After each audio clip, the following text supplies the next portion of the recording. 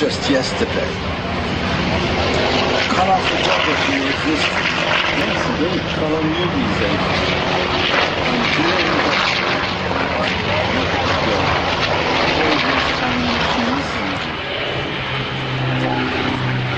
See the Spitfires with the offset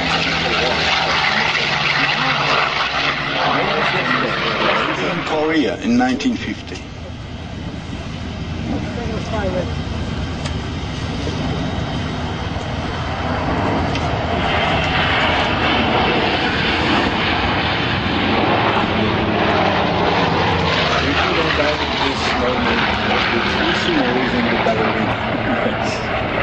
The ballerina's just climbed. John Beatty flying the seafire.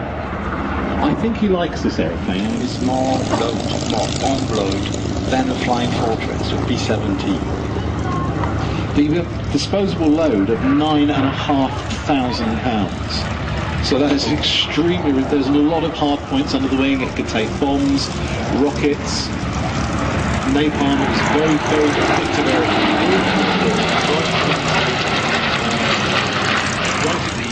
Ballerina.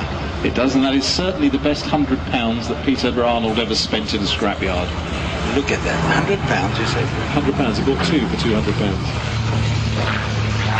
And some things you should never say that, because... No, so I was just talking briefly to Tim Manor, the aeroplane's owner. He also has another one of these under restoration. To some African nations like Chad. And finally, not being flown, they were just waiting for some collection-minded people to go get them and put them back to fly. Of course, it was designed as a ground attack aircraft, designed to be low down and dirty, getting shot at, very rugged, very reliable. The great thing about a big air-cooled radial engine is that you can knock lumps out of them and they still keep going. It was also designed to have a range with internal fuel of over 1,300 miles. So very efficient. We were talking yesterday about how down airmen over Vietnam were rescued by Huey helicopters, but with these guys providing close air support to pin the opposition forces down.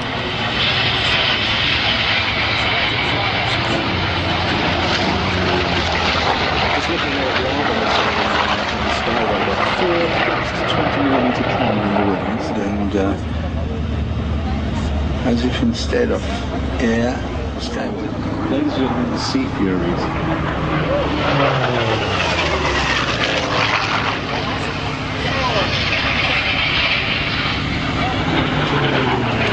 The grey one is flown by Nick Gray.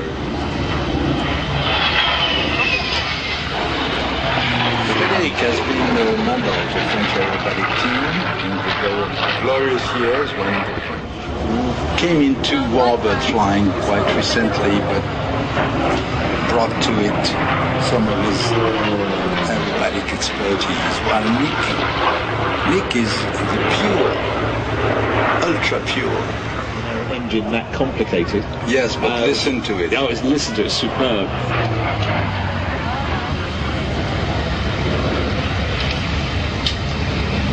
It just doesn't sound like it's having to work very hard. It's just producing well over 2,000 horsepower.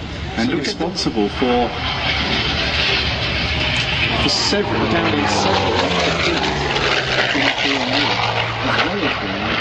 Very, very. That was called an hesitation.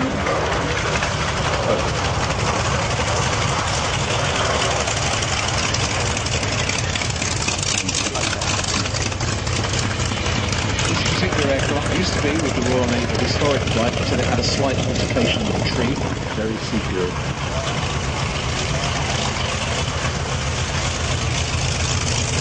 That was nice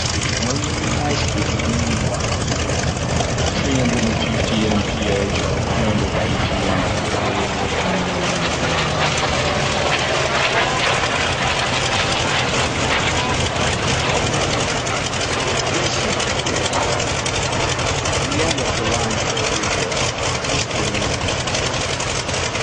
An artist than a driver to fly them.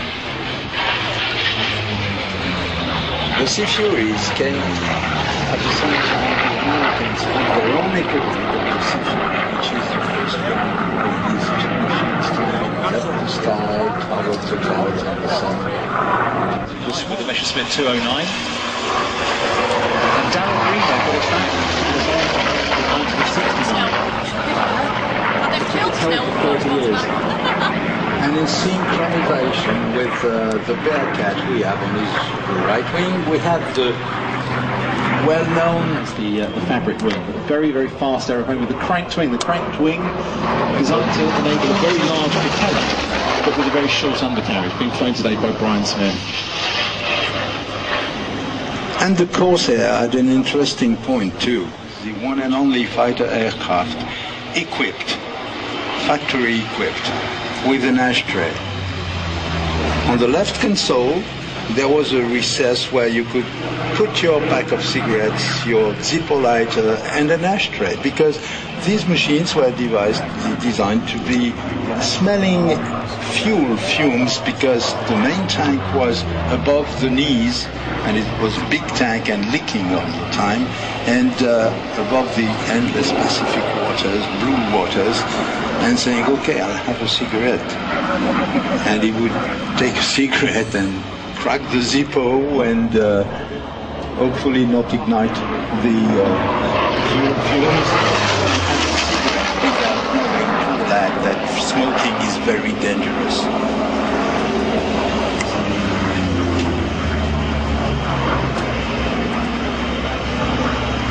Meanwhile, turning slowly and turning huge propellers. And in front of you, and you say, hell, what's that? Steam engine. Look at it. You've got this, what? 5 yards, 6 yards of coaling, painted dark blue, and the top seems to be the next county, very far from you. Of course, had a huge range of over 1,100 miles because of that massive fuel tank. You need a large range going out over the Pacific. The Bearcat also, that was a range of over 1,000 miles. Of course, the Bearcat also had 420mm cannon and could carry 2,000 bombs or 4 or 5-inch rockets. So, very, very effective. And of course, behind the seat, but this time it was not a shell from some artillery position, Vietnamese artillery position. It was another Bearcat, just cutting into. Now we've had 2 very interesting aeroplanes take off now. This is the German segment. We now have the wonderful lead of airships and the only kilometers per hour, which is 100 miles. And low altitude and deep into turbulence, into bad weather if there was some bad weather. And that was operated by Lufthansa before the war. After the war, they were also still used by Air France, BEA used them in and out of a lot of places. And there was an attempt, the Lufthansa guys were putting together, there was an attempt to use them on the Berlin Island, but unfortunately it was just too slow to keep up with the defences and everything else. But of course, it was also very widely used by the Lufthansa during the war as a principal transport aircraft. And many hundreds of these were seen all over this, and just hit there with somebody very personal one. A future thousand, and played by Hans Bauer, his personal pilot. And meanwhile, the 108 is coming to land, so as it comes over the motorway, it's pretty much without it, it's a lightweight aeroplane. Just very, very efficient. And on the motorway now. It's a family of whenever you design the system, you stick to it, and the 108 or 109 family demonstrates.